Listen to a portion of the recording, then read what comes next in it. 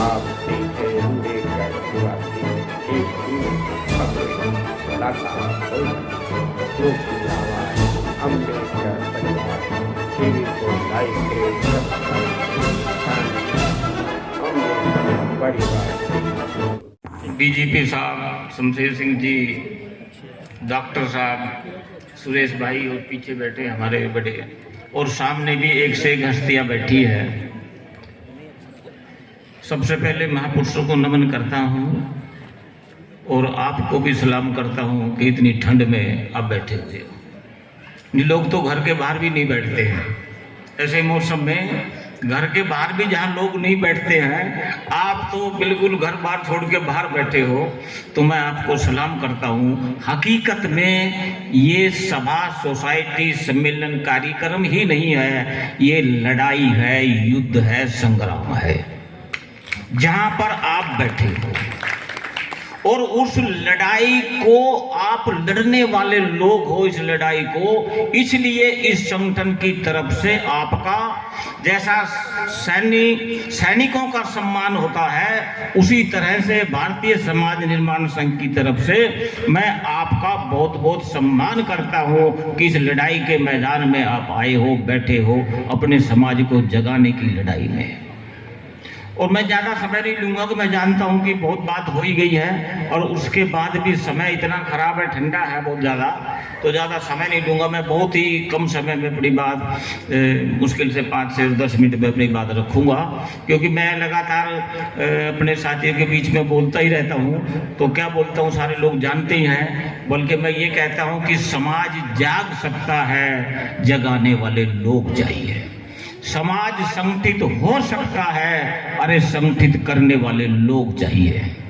और माताओं बहनों से भी मैं निवेदन करता हूं कि बच्चों की तकदीर ऊपर कोई नहीं लिखता, हमारी माताएं बच्चे की तकदीर माताएं लिखती हैं।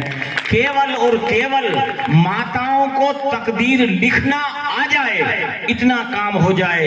और तकदीर लिखने का सूत्र जो है वो फूले साहब और बाबा साहब की संस्कृति बताती है। उसको अगर आपने पढ़ लिया, सावित्री बाई फूले को पढ़ लिया, जिसको हमारा प्रयास है कि हम महिलाओं के मोहल्लों में घर घर जा रहे हैं, हम परिवार में भी मीटिंग लगा रहे हैं, मोहल्ले में भी लगा रहे हैं, सब जगह इसीलिए लगा रहे हैं कि हमारे अतिरिक्त अपने समाज को जगाने के लिए और कौन आएगा, अरे हमें ही आना होगा। इसलिए हम सब, आप सब लोग लगकर इनको हम जगाने में लगे हैं। तो माताओं बहनों की बहुत बड़ी जिम्मेदारी है, क्योंकि घर में ससुर भी बीमार हो, सास बीमार हो, बेटा बीमार हो, पति बीमार हो, किसी समस्या हो जाए, सबसे ज्यादा दुखी कौन होता है, अरे महिलाएं दुखी होती हैं।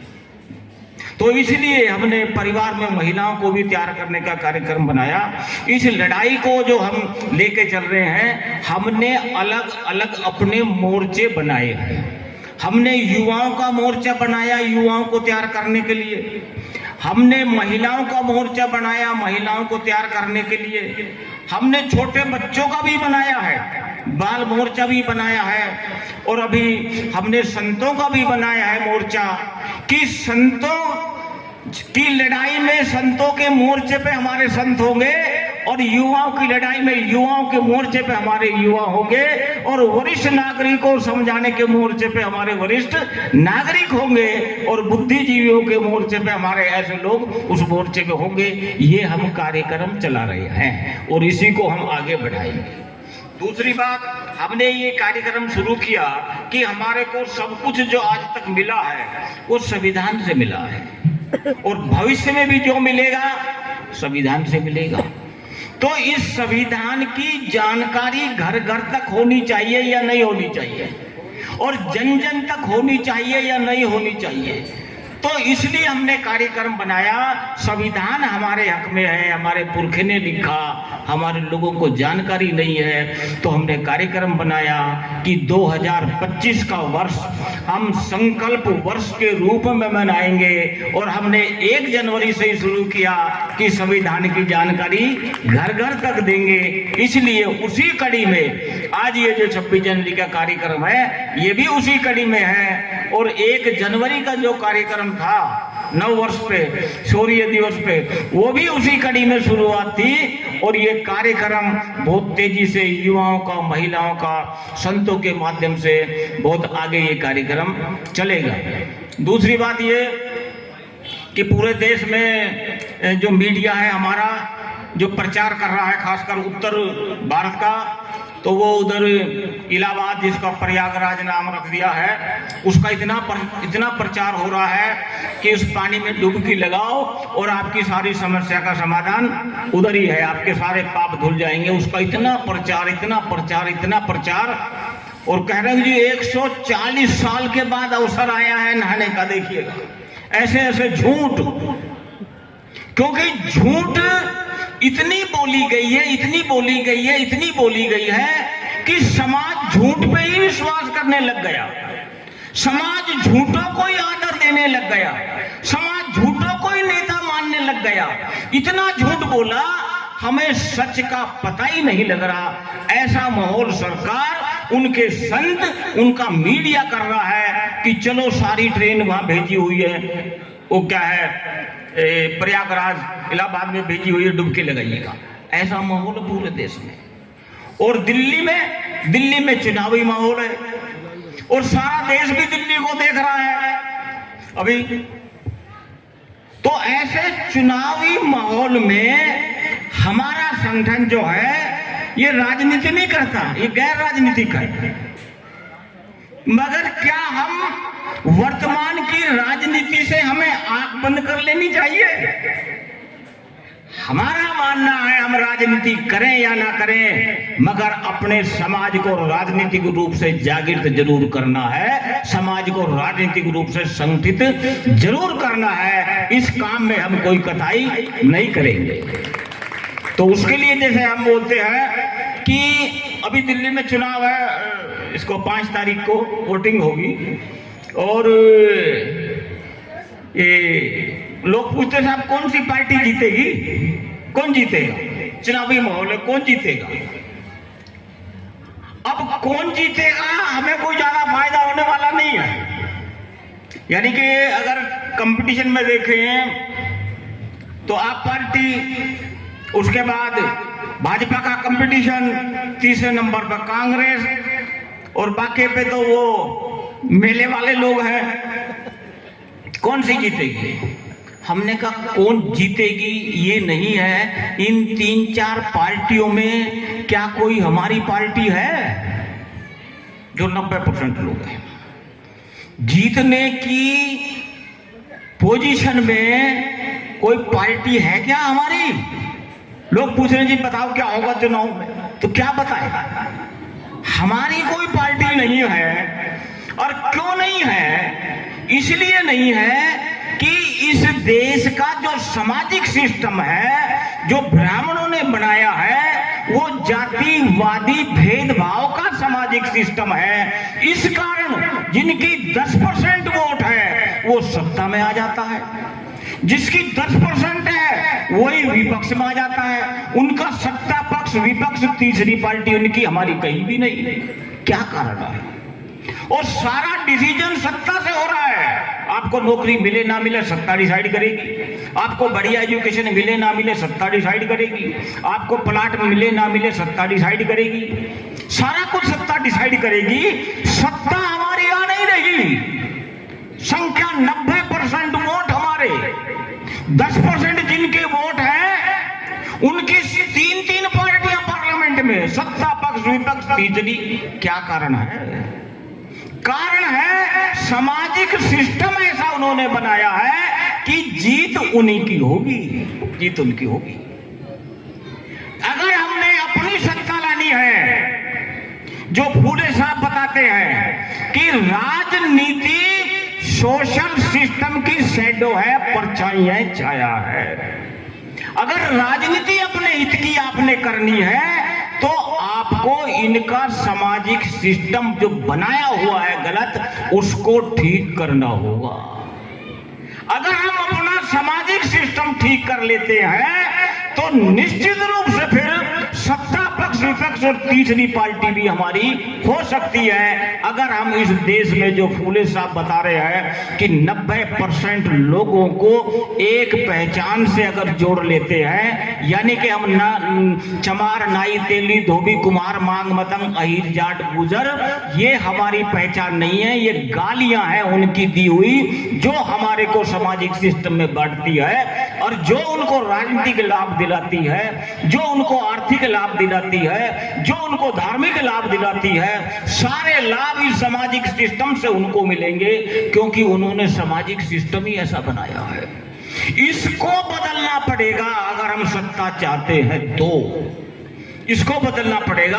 यानी कि 90% लोग जो अपने आप को वाल्मीकि, नाई, तेली, धोबी, कुमार, मांग, मतंग, अहिर, जाट, गुजर जो माने बैठे, ये इनकी मूल पहचान नहीं है। हम एक पहचान पे इकट्ठे होंगे जो फूले जी कह रहे हैं कि हम इस देश के मूल निवासी हैं। मूल निवासी की पहचान पे 90% लोग इकट्ठा हो सकता है।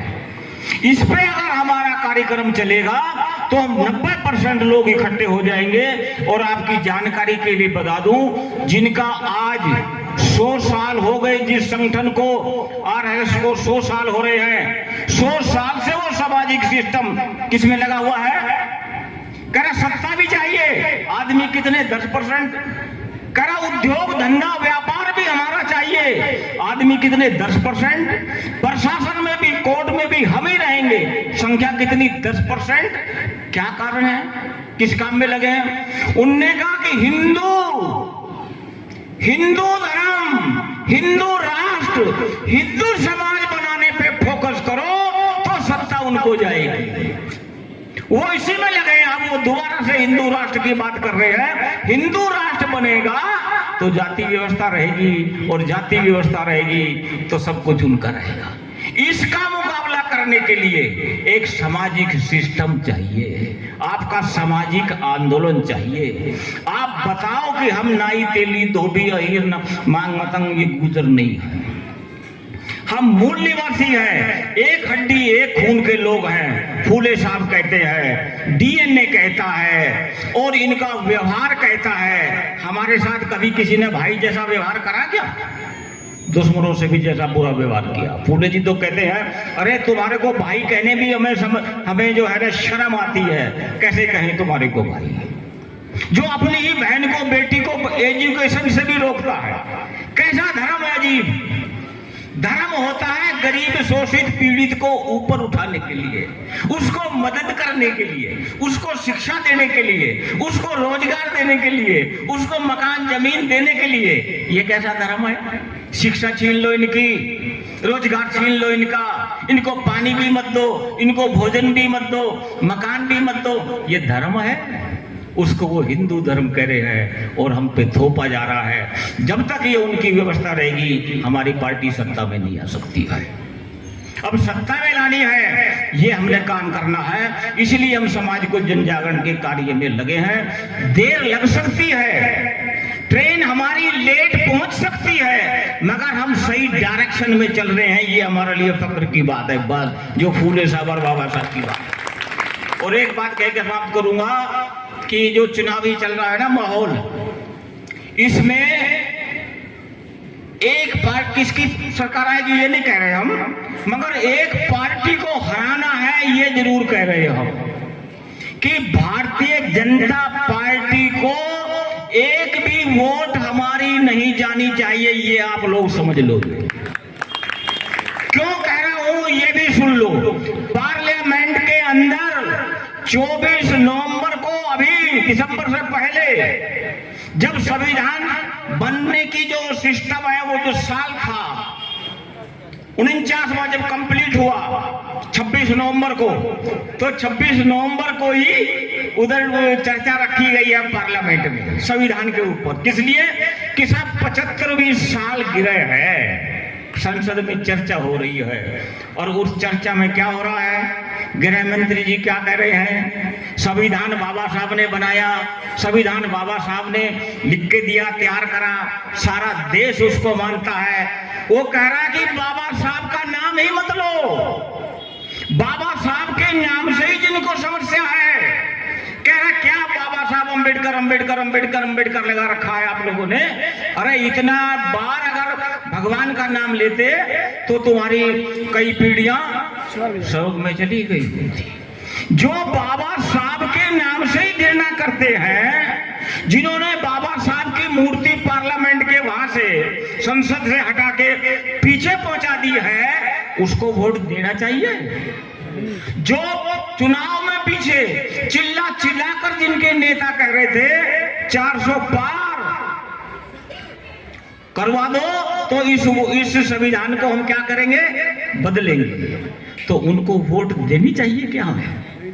तो हम और कुछ भी करें ना करें, जो संविधान बदलने पे तुला हुआ है, जो बाबा साहब का अपमान कर रहा है, जिन्होंने मूर्ति हटा के रख दी है, जिन्होंने बेरोजगार कर दिया है हमारे को, जो जुल्म अत्याचार और उन पर एक्शन नहीं लेता है, जो मणिपुर में महिलाएं जल रही हो इतने साल से और वहां देखने को भी ना जाए, वो ये सरकार के लायक हैं क्या लोग? क्योंकि सरकार में इस समाज के लोग, जिनका ये देश है, जिनकी वोट से लोग बनते हैं, अरे उनको अभी होश आया नहीं है, वो अभी जागे नहीं है, इस कारण ये लोग ऐसे भी सत्ता में आए हुए हैं।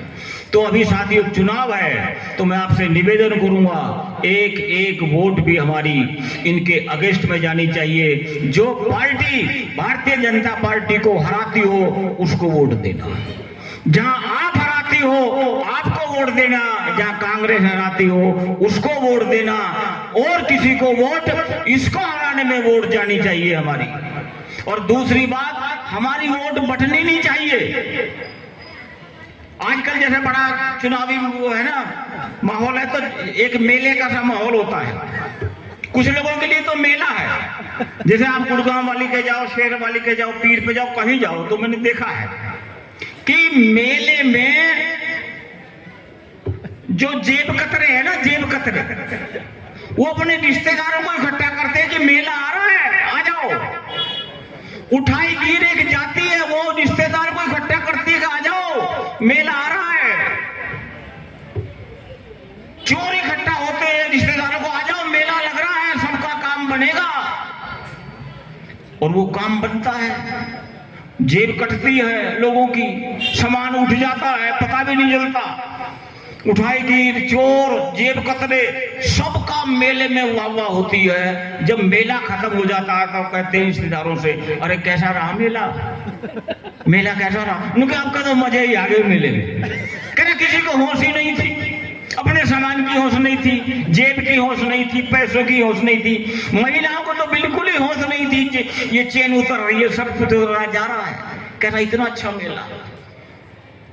ऐसा ही मेला ये चुनाव में कुछ लोगों के लिए आता है, जो चुनाव में खड़े हो जाते हैं।